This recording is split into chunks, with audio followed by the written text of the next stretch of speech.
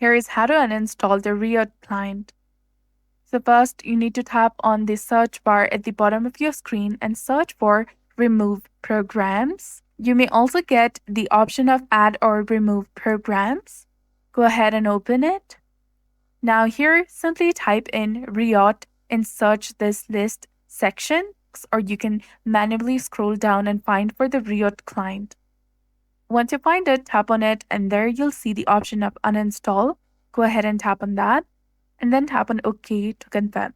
Before uninstalling the Riot client, you need to uninstall any Riot games you have installed, like Valorant, and then only go ahead and tap on this install button, tap on OK to confirm, and it will be uninstalled from your device. Now, if you get an error, search your computer for and open the task manager.